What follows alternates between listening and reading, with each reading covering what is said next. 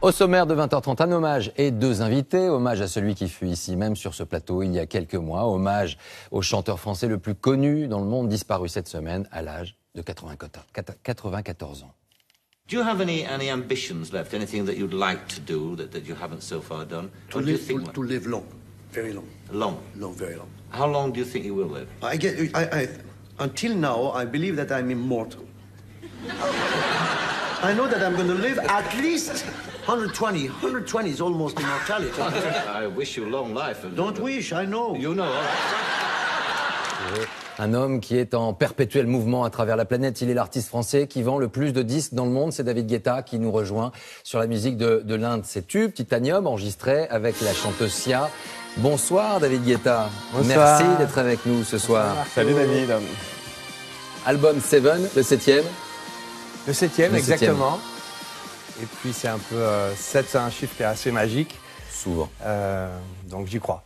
Vous aimez David Guetta? J'adore sa musique et je connais bien l'homme depuis longtemps et j'aime beaucoup David depuis très longtemps. Et moi, je voudrais vous dire, vraiment, je l'ai trouvé très émouvant et formidable. Vraiment, j'étais à côté, j'étais très touché. On l'a trouvé Merci beaucoup. très émouvant et formidable sur cette question, en tout cas dans son combat. Un hymne à la vie. Moi, quand j'écoute votre musique, j'ai l'impression que c'est une célébration. Ça me met une patate et je pense qu'on est à travers le monde. C'est aussi ça la clé de votre musique, de communier tous ensemble pour enfin oublier beaucoup de choses? Absolument. D'abord, moi, j'essaye de produire de la musique, mais j'essaye de produire du bonheur en même temps et de le partager avec les gens et j'essaye de réunir les gens. Une forme d'allégresse. Pour ceux qui encore s'imaginent que moi, David Guetta, ça me dit pas grand-chose. Juste écoutez, allez, un premier extrait. Ça, c'était il y a quelques temps. C'était il y a longtemps. Ah ouais. Allez, un autre, juste. Alors ça, si ça n'a pas fait le tour du monde, qu'est-ce que vous ressentez quand, à un moment donné, où qu'on aille dans le monde, on entend un morceau qu'on a composé? Alors celui-là, c'est assez exceptionnel parce que c'est un des morceaux qui a eu le plus de succès dans l'histoire de la musique. Oui. Donc ça arrive qu'une fois dans une vie, c'est aussi beaucoup de chance, mais effectivement, c'était une grande fierté dans ma vie. Don't Leave Me Alone, ça c'est tiré de votre dernier album. On va écouter juste quelques notes également. 13 millions d'albums vendus, 80 millions de singles. Artiste français donc qui vend le plus de disques dans le monde, 52 millions d'abonnés sur Facebook, ça fait quand même pas mal de potes. Ça fait un pays, hein? Ça fait un pays quand même. C'est-à-dire que quand vous mettez sur votre page Facebook, tranquillement que chez vous avec votre ordinateur, vous dites qu'il y a, voilà, potentiellement il y a 52 millions de personnes qui reçoivent ça. Oui, c'est ça. C'est pas mal. Mais c'est bien, moi vraiment, encore une fois, j'ai une mission sur cette terre, c'est de réussir à réunir les gens. Et je trouve que la musique, comme le sport d'ailleurs, je trouve que le foot fait ça aussi, on arrive à oublier les barrières sociales ou les barrières raciales ou les barrières de sexualité et tout le monde est au même moment et on ne fait qu'un. Et moi, le but de ma vie, c'est d'essayer de faire ça le plus possible. Ça passe par une vie hyper active. Il y a quelques mois, vous avez perdu un ami, Avicii, qui a disparu, il avait 28 ans, il avait à peu près le même rythme que vous de vie. Tout à fait, on a exactement la même vie. C'est-à-dire qu'en fait, qu'on le voit dans un documentaire justement, il a une vie à 100% en permanence. Il dit j'ai même plus le temps de manger, j'ai même plus le temps de vivre, je passe d'un pays à l'autre, je sais même plus parfois dans quel pays je suis quand j'arrive. Ça a été et c'est votre vie également. Où est-ce que vous fixez les limites, vous? En fait, justement, c'est assez intéressant. Est-ce que vous les fixez? C'est une question intéressante parce que comme quand on veut être au plus haut niveau possible dans son activité, en fait, il n'y a pas de limite. Il faut être capable de tout sacrifier. Et en fait, la mort d'Avicii, ça nous a tous fait beaucoup réfléchir. Sur quoi? Sur le fait d'aller trop loin, d'accepter tout le temps, parce que quand c'est qu'en fait, on vit jamais pour soi-même, en fait, parce que on a tout le temps un truc à faire, une échéance. Quelque chose qui est indispensable parce que sinon on manque une occasion extraordinaire, un artiste exceptionnel qui veut travailler avec nous, un concert qui va être extraordinaire, qui va changer notre carrière, un journal de 20 heures, voilà. Et donc il y a un moment, on s'occupe plus de sa famille, on s'occupe plus de soi-même. Et la mort d'Avicii, en fait, ça a été, moi, ça m'a fait vraiment réfléchir et ça m'a fait changer ma vie. Et j'avais déjà un peu anticipé une année en arrière et je passe maintenant plus de temps avec mes enfants. Marc-Olivier, l'addiction au travail, la volonté d'être plus performant, d'être le meilleur le soir à 18h. Vous avez connu aussi cela, et une forme d'addiction même aussi aux réseaux sociaux, et au succès. et au succès. L'addiction au Mais succès. c'est compliqué de se désintoxiquer. Moi, j'essaye pendant les vacances de mettre mes portables dans un tiroir pour ne pas être en permanence sur les réseaux sociaux. Le métier qui est le nôtre, on est en permanence en train de rechercher l'actualité, essayer d'avoir le coup d'avance.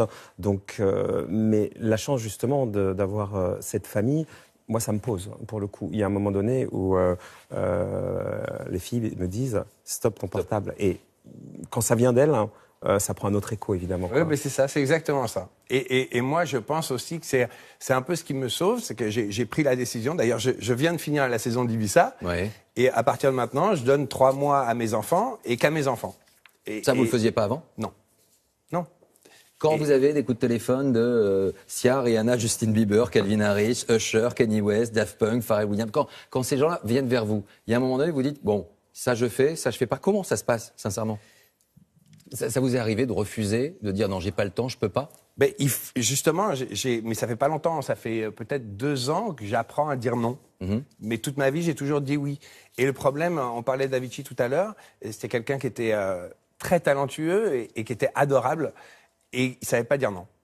Et en fait, il faut apprendre à savoir dire non et parfois dire c'est pas grave, je loupe une occasion, mais c'est pas grave. J'ai envie de vous poser une question. Est-ce qu'il n'y a pas une forme, d'injustice, voire de mépris par rapport à votre style musical en France, par rapport au reste du monde? Est-ce que vous avez la sensation d'être, on va dire, d'avoir un petit manque de reconnaissance d'une partie, d'un petit milieu? Je ne parle pas du public, hein.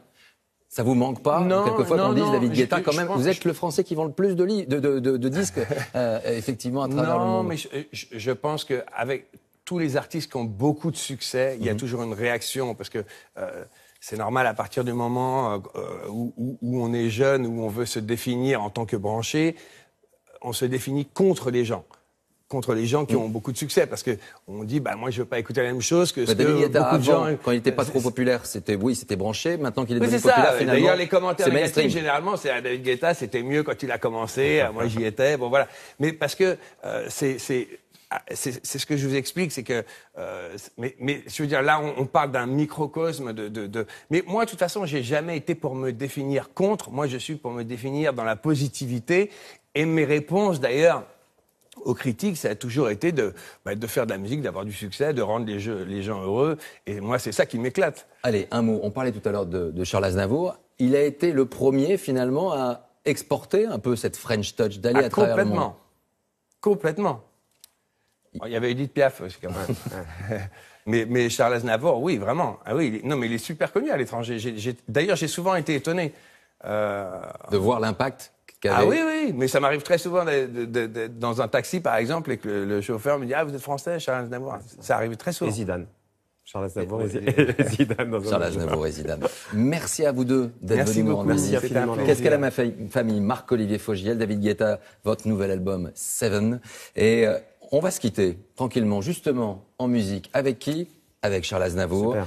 En 1991, il chantait à l'époque avec Liza Minnelli. Ça donnait ça. Ce soir, dans un instant, Russell Crowe, Ben Affleck pour Jeu de pouvoir. Je vous retrouverai, c'est un conseil pas toujours très objectif, je reconnais, dans un document consacré à Robert Badinter, dans Un jour un destin. Ne manquez pas ce rendez-vous. C'est un rendez-vous assez important. Merci à vous. Passez une belle soirée. Merci beaucoup. À très vite.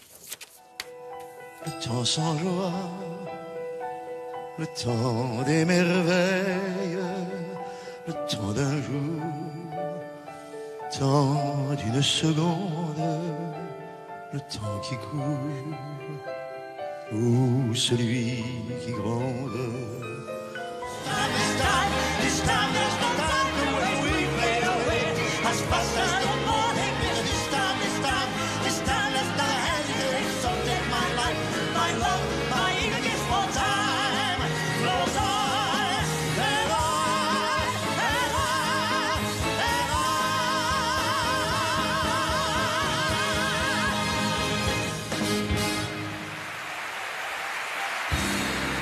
Votre soirée sur France 2.